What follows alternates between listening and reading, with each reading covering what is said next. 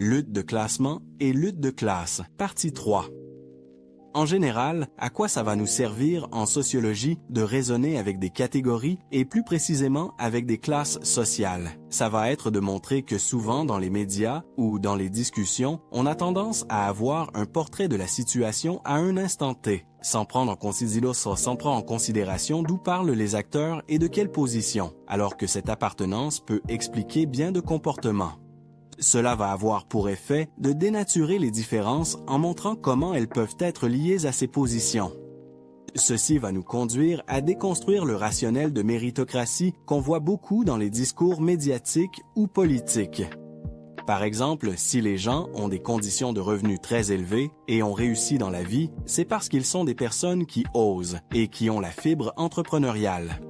Peut-être on va un peu dénaturer ce discours pour montrer que c'est aussi lié aux ressources et à la position sociale qu'ils ont occupée. La théorie marxiste des classes sociales est basée sur la philosophie de matérialisme dialectique de Karl Marx.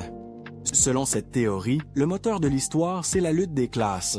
De plus, l'histoire est traversée de périodes historiques dans lesquelles il y a des modes de production. En outre, il y a toujours dans ces périodes historiques des affrontations entre une classe qui est dominante et une autre qui est dominée. La résolution de ce conflit fait progresser l'histoire. Pour expliquer cette théorie de façon plus simple, voici un certain enchaînement de l'histoire. 1.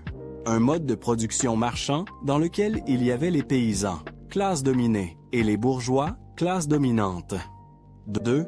Un mode de production esclavagiste, les esclaves contre les maîtres. 3. Un mode de production féodal, les serfs contre les seigneurs. 4. Un mode de production communiste, une société sans classe. 5. Un mode de production capitaliste dans lequel nous sommes présentement, où il y a les ouvriers contre les capitalistes. Selon Marx, il faut participer à cette histoire et il faut provoquer la crise qui fait progresser l'histoire.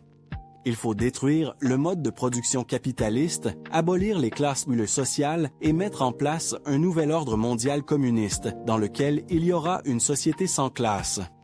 Il est à rappeler que Karl Marx est un économiste et un philosophe allemand. Il est aussi un militant et cofondateur de l'option politique communiste avec Friedrich Engels. Il est à souligner que Karl Marx n'est que le marxisme, un cadre d'analyse pour appréhender le monde social, une doctrine et même une idéologie.